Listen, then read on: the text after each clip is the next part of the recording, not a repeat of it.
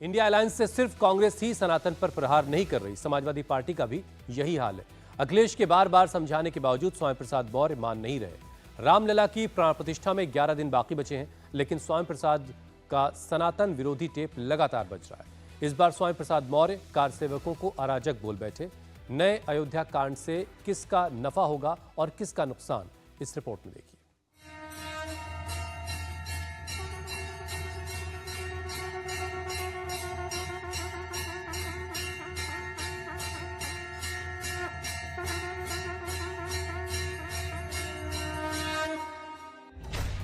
क्या रामधुन पर कार सेवा कर रहे राम भक्त अराजक थे? क्या प्रभु श्री राम के लिए अपनी जान गंवाने वाले कार सेवक अराजक थे? या राम भक्तों पर गोलियां चलाने का आदेश देने वाली सरकार अराजक थी?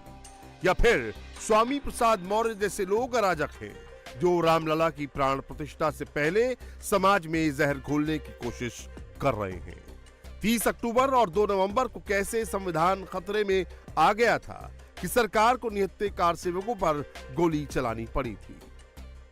जिसमें अयोध्या में राम मंदिर पर घटना घटी थी, वहां पर बिना किसी न्यायपालिका के निर्देश के, बिना किसी प्रशासनिक आदेश के बड़े पैमाने पर अराजक तत्वों ने जो तोड़फोड़ की थी, तत्कालीन सरकार ने संविधान की रक्षा के लिए, कानून की रक्षा के लिए, अमन चैन का कायम रखने के लिए उस समय जो गोली चलवाई थी, वह सरकार का अपना कर्तव्य था। सरकार ने अपना कर्तव्य निभाया था। शुद्ध रूप से प्रायोजित है, शुद्ध रूप से इसका कोई अगर जिम्मेदार व्यक्ति है तो अखिलेश यादव जी हैं। अखिलेश यादव जी के द्वारा ये हो रहा है, अखिलेश यादव जी के मन से ये हो रहा है। अखिलेश यादव जी ये करा रहे, अखिलेश यादव जी की हजम नहीं हो रहा है कि राम जन्मभूमि मंदिर का निर्माण, अखिलेश यादव जी की हजम नहीं हो रहा है। बाबरी प्रेम अभी तक उनका नहीं जा रहा है, क्योंकि उनके पिताजी ने निहत्थे राम भक्तों के ऊपर गोली चलवाया। अब किसी ने कहा मुल्ला मुलायम सिंह, उन्होंने कहा बहुत अच्छा लगता है कोई मुझको मुल्ला मुलायम सिंह कहता है। आखिर बेटे तो उन्हीं के हैं, इसके नाते अब वो बोल नहीं सकते। इसके नाते उनको एक बौद्धिक आतंकवादी मिल गया है, आए दिन रोज बम धमाका करते रहता है, आए दिन रोज गोलियां चलाते रहता है। 22 जनवरी को 500 साल का इंतजार खत्म होगा। अयोध्या में रामलला अपने धाम में विराजेंगे। अयोध्या अपने पुराने वैभव को हासिल करेगी, लेकिन ये इतना आसान नहीं था। इसके पीछे कार सेवकों का बड़ा बलिदान है, जिन्होंने प्रभु राम के लिए अपने प्राण न्यौछावर कर दिए। स्वामी प्रसाद मौर्य जिन कार सेवकों को अराजक बता रहे हैं, उनके ऊपर कोई केस दर्ज नहीं था, उनके ऊपर कोई आपराधिक आरोप नहीं थे। वो सिर्फ गुलामी के प्रतीक बाबरी मस्जिद की जगह फिर से रामलला को उनके मंदिर में स्थापित करना चाहते थे। राम मंदिर विवाद 1528 से ही जारी था, लेकिन राम मंदिर आंदोलन की असली शुरुआत हुई थी 1949 में। विवादित स्थल पर पहले से ही ताला लगा था, लेकिन 1949 में ढांचे के भीतर भगवान राम की मूर्तियां मिली थीं। इस पूरे आंदोलन के दौरान अप्रैल 1984 में हुई विश्व हिंदू परिषद की धर्म संसद अहम पड़ाव थी। इसी धर्म संसद में राम मंदिर को लेकर निर्णायक आंदोलन छेड़ने का फैसला हुआ था। वहीं बीजेपी ने राजनीतिक स्तर पर और विश्व हिंदू परिषद ने सामाजिक सांस्कृतिक स्तर पर इस आंदोलन की जिम्मेदारी उठाई। इसका ही नतीजा हुआ कि 1989 में जब इलाहाबाद हाई कोर्ट ने विवादित स्थल का ताला खोलने का आदेश दिया, तो वीएचपी ने उसके पास ही राम मंदिर की आधारशिला रख डाली। राम मंदिर आंदोलन के इतिहास में 2 सबसे बड़ी तारीखें आईं, 1990 और 1992 में। 21 अगस्त 1990 को कार सेवक पहली बार अयोध्या में इकट्ठा हुए। इसी दौरान लाल कृष्ण आडवाणी ने 25 सितंबर 1990 को सोमनाथ से अपनी रथ यात्रा की शुरुआत की। आडवाणी की रथ यात्रा को 30 अक्टूबर को अयोध्या पहुंचना था। आडवाणी का रथ तो बिहार में ही रुक गया था, लेकिन कार सेवक अयोध्या पहुंचने लगे थे। मुलायम सिंह यादव के आदेश पर पूरे प्रदेश को सील कर दिया गया था। रास्ते में खाइयां खुदवा दी थी, पुलों पर तार लगवा दिए थे, सड़कों पर बैरियर थे। 1,50,000 राम भक्तों को गिरफ्तार कर लिया गया। मुलायम सिंह यादव ने ऐलान किया कि अयोध्या में परिंदा भी पर मार नहीं सकता।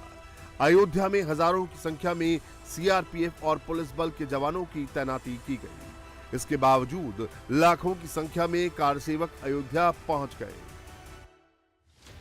सरकार ने बीजेपी और संघ से जुड़े सभी बड़े नेताओं को गिरफ्तार कर लिया। अयोध्या के बाहर सख्त पहरा था।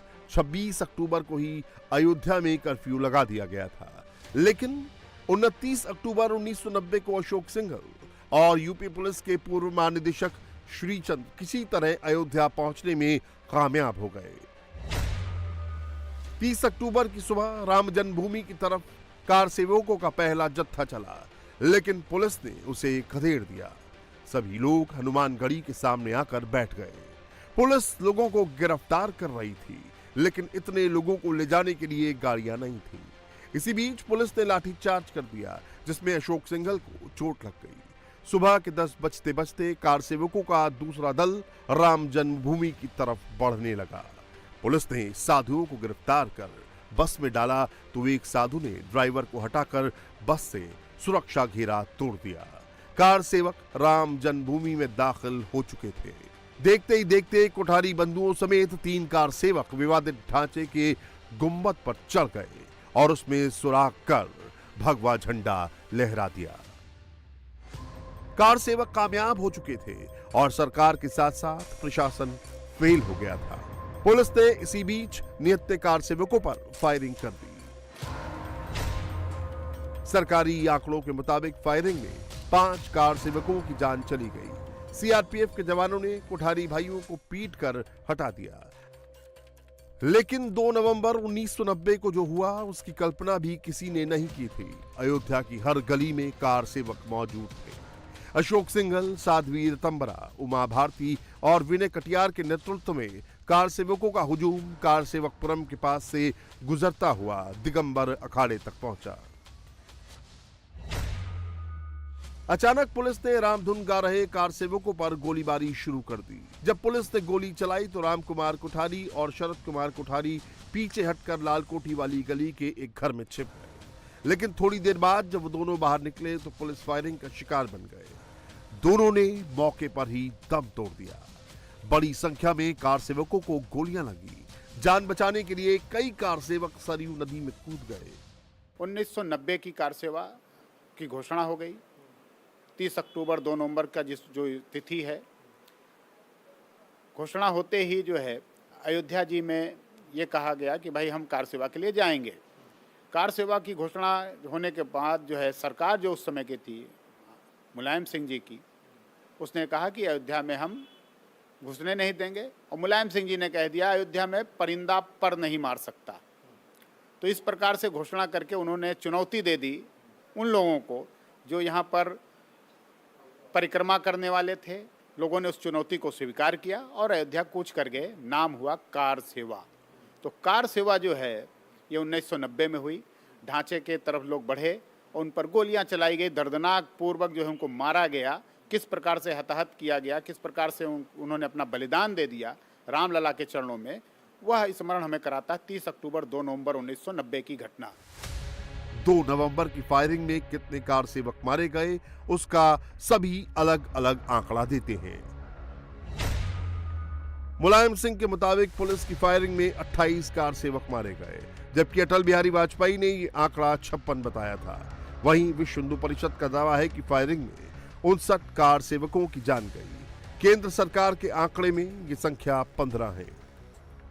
बड़ी संख्या में कार सेवक मारे गए थे, लेकिन विवादित ढांचा अपनी जगह पर मौजूद था। कार सेवकों पर गोली चलवाने की कीमत मुलायम सिंह यादव को अपनी सरकार गंवाकर चुकानी पड़ी। यूपी में कल्याण सिंह के नेतृत्व में बीजेपी की सरकार बन चुकी थी। 5 दिसंबर 1992 को बीजेपी और वीएचपी ने अयोध्या में रैली का आयोजन किया।